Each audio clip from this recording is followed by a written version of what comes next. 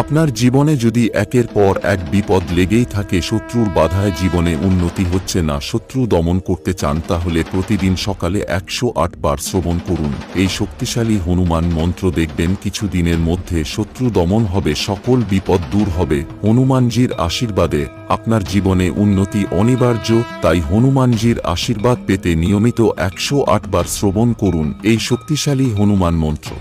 ওম নমঃ হনুমতে রুদ্রবতরায় সর্বশত্রু সংহরণায় সর্ববশীকরণায় রামদূতায় স্বাহা। ওম নমঃ হনুমতে রুদ্রবতরায় সর্বশত্রু সংহরণায় সর্ববশীকরণায় রামদূতায় স্বাহা। ওম নমঃ হনুমতে রুদ্রবতরায় সর্বশত্রু সংহরণায় সর্ববশীকরণায় রামদূতায় স্বাহা। ওম নমঃ হনুমতে রুদ্রবতরায় সর্বশত্রু সংহরণায় সর্ববশীকরণায় রামদূতায় স্বাহা। ওম নমঃ হনুমতে রুদ্রবতরায় সর্বশত্রু সংহরণায় সর্ববশীকরণায় রামদূতায় স্বাহা। ওম নমঃ হনুমতে রুদ্রবতরায় সর্বশত্রু সংহরণায় সর্ববশীকরণায় রামদূতায় স্বাহা। ওম নমঃ হনুমতে রুদ্রবতরায় সর্বশত্রু সংহরণায় সর্ববশীকরণায় রামদূতায় স্বাহা। ওম নমঃ হনুমতে রুদ্রবতরায় সর্বশত্রু সংহরণায় সর্ববশীকরণায় রামদূতায় স্বাহা। ওম নমঃ হনুমতে রুদ্রবতরায় সর্বশত্রু সংহরণায় সর্ববশীকরণায় রামদূতায় স্বাহা। ওম নমঃ হনুমতে রুদ্রবতরায় সর্বশত্রু সংহরণায় সর্ববশীকরণায় রামদূতায় স্বাহা। ওম নমঃ হনুমতে রুদ্রবতরায় সর্বশত্রু সংহরণায় সর্ববশীকরণায় রামদূতায় স্বাহা। ওম নমঃ হনুমতে রুদ্রবতরায় সর্বশত্রু সংহরণায় সর্ববশীকরণায় রামদূতায় স্বাহা। ওম নমঃ হনুমতে রুদ্রবতরায় সর্বশত্রু সংহরণায় সর্ববশীকরণায় রামদূতায় স্বাহা। ওম নমঃ হনুমতে রুদ্রবতরায় সর্বশত্রু সংহরণায় সর্ববশীকরণায় রামদূতায় স্বাহা। ওম নমঃ হনুমতে রুদ্রবতরায় সর্বশত্রু সংহরণায় সর্ববশীকরণায় রামদূতায় স্বাহা। ওম নমঃ হনুমতে রুদ্রবতরায় সর্বশত্রু সংহরণায় সর্ববশীকরণায় রামদূতায় স্বাহা। ওম নমঃ হনুমতে রুদ্রবতরায় সর্বশত্রু সংহরণায় সর্ববশীকরণায় রামদূতায় স্বাহা। ওম নমঃ হনুমতে রুদ্রবতরায় সর্বশত্রু সংহরণায় সর্ববশীকরণায় রামদূতায় স্বাহা।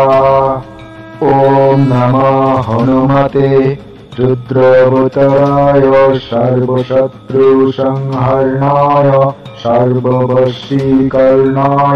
रामदूताय स्वाहा। ॐ नमः हनुमते रुद्रवतराय सर्वशत्रुसंहरणाय सर्ववशीकरणाय रामदूताय स्वाहा। ॐ नमः हनुमते रुद्रवतराय सर्वशत्रुसंहरणाय सर्ववशीकरणाय रामदूताय स्वाहा।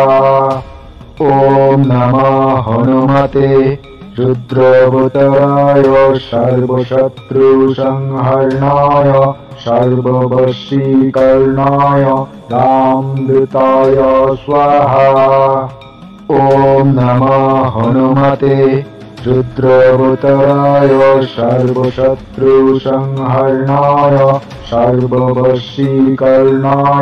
रामदूताय स्वाहा। ॐ नमः हनुमते रुद्रवतराय सर्वशत्रुसंहरणाय सर्ववशीकरणाय रामदूताय स्वाहा। ॐ नमः हनुमते रुद्रवतराय सर्वशत्रुसंहरणाय सर्ववशीकरणाय रामदूताय स्वाहा। ॐ नमः हनुमते रुद्रवतराय सर्वशत्रुसंहरणाय सर्ववशीकरणाय रामदूताय स्वाहा। ॐ नमः हनुमते रुद्रवतराय सर्वशत्रुसंहरणाय सर्ववशीकरणाय रामदूताय स्वाहा। ॐ नमः हनुमते रुद्रवतराय सर्वशत्रुसंहरणाय सर्ववशीकरणाय रामदूताय स्वाहा। ॐ नमः हनुमते रुद्रवतराय सर्वशत्रुसंहरणाय सर्ववशीकरणाय रामदूताय स्वाहा। ॐ नमः हनुमते रुद्रवतराय सर्वशत्रुसंहरणाय सर्ववशीकरणाय रामदूताय स्वाहा। ॐ नमः हनुमते रुद्रवतराय सर्वशत्रुसंहरणाय सर्ववशीकरणाय रामदूताय स्वाहा। ॐ नमः हनुमते रुद्रवतराय सर्वशत्रुसंहरणाय सर्ववशीकरणाय रामदूताय स्वाहा। ॐ नमः हनुमते रुद्रवतराय सर्वशत्रुसंहरणाय सर्ववशीकरणाय रामदूताय स्वाहा। ॐ नमः हनुमते रुद्रवतराय सर्वशत्रुसंहरणाय सर्ववशीकरणाय रामदूताय स्वाहा। ॐ नमः हनुमते रुद्रवतराय सर्वशत्रुसंहरणाय सर्ववशीकरणाय रामदूताय स्वाहा। ॐ नमः हनुमते रुद्रवतराय सर्वशत्रुसंहरणाय सर्ववशीकरणाय रामदूताय स्वाहा। ॐ नमः हनुमते रुद्रवतराय सर्वशत्रुसंहरणाय सर्ववशीकरणाय रामदूताय स्वाहा। ॐ नमः हनुमते रुद्रवतराय सर्वशत्रुसंहरणाय सर्ववशीकरणाय रामदूताय स्वाहा। ॐ नमः हनुमते रुद्रवताराय सर्वशत्रुसंहरणाय सर्ववशीकरणाय रामदूताय स्वाहा। ॐ नमः हनुमते रुद्रवताराय सर्वशत्रुसंहरणाय सर्ववशीकरणाय रामदूताय स्वाहा। ॐ नमः हनुमते रुद्रवताराय सर्वशत्रुसंहरणाय सर्ववशीकरणाय रामदूताय स्वाहा। ॐ नमः हनुमते रुद्रवताराय सर्वशत्रुसंहरणाय सर्ववशीकरणाय रामदूताय स्वाहा। ॐ नमः हनुमते रुद्रवताराय सर्वशत्रुसंहरणाय सर्ववशीकरणाय रामदूताय स्वाहा। ॐ नमः हनुमते रुद्रवताराय सर्वशत्रुसंहरणाय सर्ववशीकरणाय रामदूताय स्वाहा। ॐ नमः हनुमते रुद्रवताराय सर्वशत्रुसंहरणाय सर्ववशीकरणाय रामदूताय स्वाहा। ॐ नमः हनुमते रुद्रवताराय सर्वशत्रुसंहरणाय सर्ववशीकरणाय रामदूताय स्वाहा। ॐ नमः हनुमते रुद्रवताराय सर्वशत्रुसंहरणाय सर्ववशीकरणाय रामदूताय स्वाहा। ॐ नमः हनुमते रुद्रवताराय सर्वशत्रुसंहरणाय सर्ववशीकरणाय रामदूताय स्वाहा। ॐ नमः हनुमते रुद्रवताराय सर्वशत्रुसंहरणाय सर्ववशीकरणाय रामदूताय स्वाहा। ॐ नमः हनुमते रुद्रवताराय सर्वशत्रुसंहरणाय सर्ववशीकरणाय रामदूताय स्वाहा। ॐ नमः हनुमते रुद्रवताराय सर्वशत्रुसंहरणाय सर्ववशीकरणाय रामदूताय स्वाहा। ॐ नमः हनुमते रुद्रवताराय सर्वशत्रुसंहरणाय सर्ववशीकरणाय रामदूताय स्वाहा। ॐ नमः हनुमते रुद्रवताराय सर्वशत्रुसंहरणाय सर्ववशीकरणाय रामदूताय स्वाहा। ॐ नमः हनुमते रुद्रवताराय सर्वशत्रुसंहरणाय सर्ववशीकरणाय रामदूताय स्वाहा। ॐ नमः हनुमते रुद्रवताराय सर्वशत्रुसंहरणाय सर्ववशीकरणाय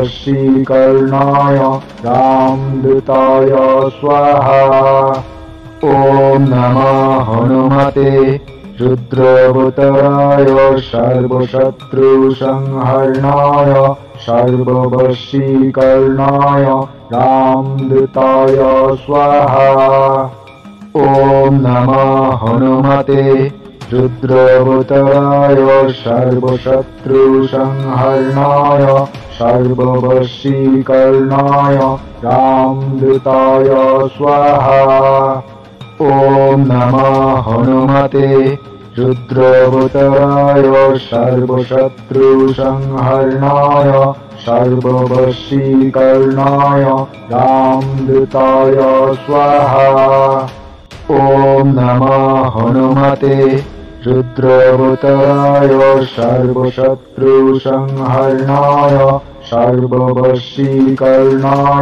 रामदूताय स्वाहा। ॐ नमः हनुमते रुद्रवतराय सर्वशत्रुसंहरणाय सर्ववशीकरणाय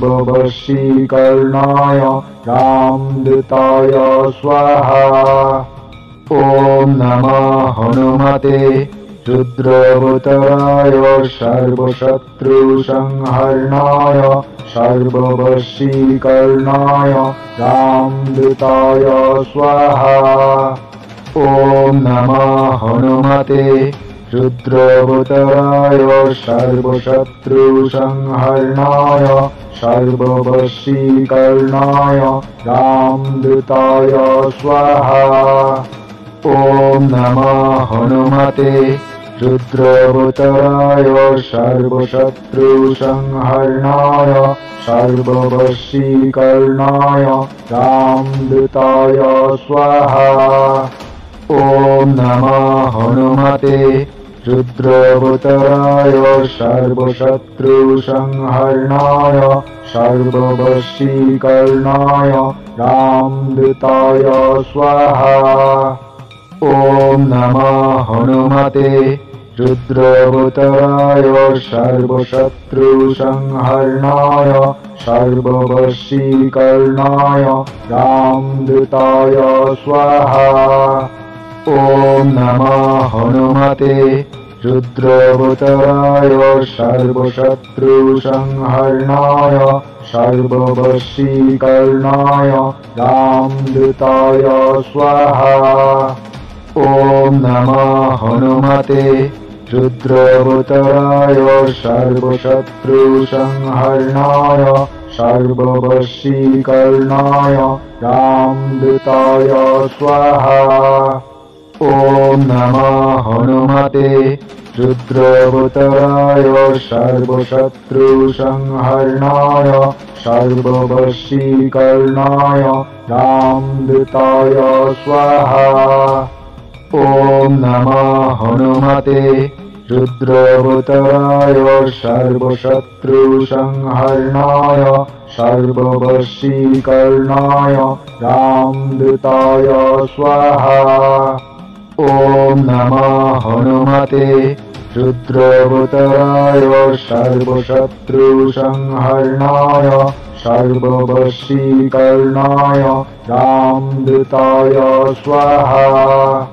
ॐ नमः हनुमते रुद्रवतराय सर्वशत्रुसंहरणाय सर्ववशीकरणाय रामदूताय स्वाहा।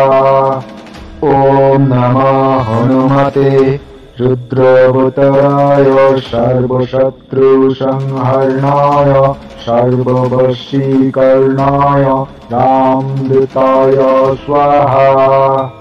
ॐ नमः हनुमते रुद्रवतराय सर्वशत्रुसंहरणाय सर्ववशीकरणाय रामदूताय स्वाहा। ॐ नमः हनुमते रुद्रवतराय सर्वशत्रुसंहरणाय सर्ववशीकरणाय रामदूताय स्वाहा। ॐ नमः हनुमते रुद्रवतराय सर्वशत्रुसंहरणाय सर्ववशीकरणाय रामदूताय स्वाहा। ॐ नमः हनुमते रुद्रवतराय सर्वशत्रुसंहरणाय सर्ववशीकरणाय रामदूताय स्वाहा। ॐ नमः हनुमते रुद्रवतराय सर्वशत्रुसंहरणाय सर्ववशीकरणाय रामदूताय स्वाहा। ॐ नमः हनुमते रुद्रवतराय सर्वशत्रुसंहरणाय सर्ववशीकरणाय रामदूताय स्वाहा। ॐ नमः हनुमते रुद्रवतराय सर्वशत्रुसंहरणाय सर्ववशीकरणाय रामदूताय स्वाहा। ॐ नमः हनुमते रुद्रवतराय सर्वशत्रुसंहरणाय सर्ववशीकरणाय रामदूताय स्वाहा। ॐ नमः हनुमते रुद्रवतराय सर्वशत्रुसंहरणाय सर्ववशीकरणाय रामदूताय स्वाहा। ॐ नमः हनुमते रुद्रवतराय सर्वशत्रुसंहरणाय सर्ववशीकरणाय रामदूताय स्वाहा। ॐ नमः हनुमते रुद्रवतराय सर्वशत्रुसंहरणाय सर्ववशीकरणाय रामदूताय स्वाहा। ॐ नमः हनुमते रुद्रवतराय सर्वशत्रुसंहरणाय सर्ववशीकरणाय रामदूताय स्वाहा। ॐ नमः हनुमते रुद्रवतराय सर्वशत्रुसंहरणाय सर्ववशीकरणाय रामदूताय स्वाहा। ॐ नमः हनुमते रुद्रवतराय सर्वशत्रुसंहरणाय सर्ववशीकरणाय रामदूताय स्वाहा। ॐ नमः हनुमते रुद्रवतराय सर्वशत्रुसंहरणाय सर्ववशीकरणाय रामदूताय स्वाहा। ॐ नमः हनुमते रुद्रवतराय सर्वशत्रुसंहरणाय सर्ववशीकरणाय रामदूताय स्वाहा। ॐ नमः हनुमते रुद्रवतराय सर्वशत्रुसंहरणाय सर्ववशीकरणाय रामदूताय स्वाहा। ॐ नमः हनुमते रुद्रवतराय सर्वशत्रुसंहरणाय सर्ववशीकरणाय रामदूताय स्वाहा। ॐ नमः हनुमते रुद्रवतराय सर्वशत्रुसंहरणाय सर्ववशीकरणाय रामदूताय स्वाहा। ॐ नमः हनुमते रुद्रवतराय सर्वशत्रुसंहरणाय सर्ववशीकरणाय रामदूताय स्वाहा। ॐ नमः हनुमते रुद्रवतराय सर्वशत्रुसंहरणाय सर्ववशीकरणाय रामदूताय स्वाहा। ॐ नमः हनुमते रुद्रवतराय सर्वशत्रुसंहरणाय सर्ववशीकरणाय रामदूताय स्वाहा। ॐ नमः हनुमते रुद्रवतराय सर्वशत्रुसंहरणाय सर्ववशीकरणाय रामदूताय स्वाहा। ॐ नमः हनुमते रुद्रवतराय सर्वशत्रुसंहरणाय सर्ववशीकरणाय रामदूताय स्वाहा। ॐ नमः हनुमते रुद्रवतराय सर्वशत्रुसंहरणाय सर्ववशीकरणाय रामदूताय स्वाहा। ॐ नमः हनुमते रुद्रवतराय सर्वशत्रुसंहरणाय सर्ववशीकरणाय रामदूताय स्वाहा। ॐ नमः हनुमते रुद्रवतराय सर्वशत्रुसंहरणाय सर्ववशीकरणाय रामदूताय स्वाहा। ॐ नमः हनुमते रुद्रवतराय सर्वशत्रुसंहरणाय सर्ववशीकरणाय रामदूताय स्वाहा। ॐ नमः हनुमते रुद्रवतराय सर्वशत्रुसंहरणाय सर्ववशीकरणाय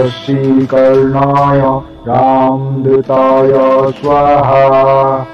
ॐ नमः हनुमते रुद्रवतराय सर्वशत्रुसंहरणाय सर्ववशीकरणाय रामदूताय स्वाहा।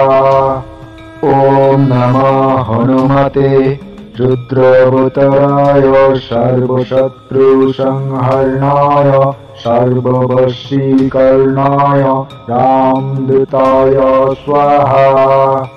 ॐ नमः हनुमते रुद्रवतराय सर्वशत्रुसंहरणाय सर्ववशीकरणाय रामदूताय स्वाहा। ॐ नमः हनुमते रुद्रवतराय सर्वशत्रुसंहरणाय सर्ववशीकरणाय रामदूताय स्वाहा। ॐ नमः हनुमते रुद्रवतराय सर्वशत्रुसंहरणाय सर्ववशीकरणाय रामदूताय स्वाहा। ॐ नमः हनुमते रुद्रवतराय सर्वशत्रुसंहरणाय सर्ववशीकरणाय रामदूताय स्वाहा। ॐ नमः हनुमते रुद्रवतराय सर्वशत्रुसंहरणाय सर्ववशीकरणाय रामदूताय स्वाहा।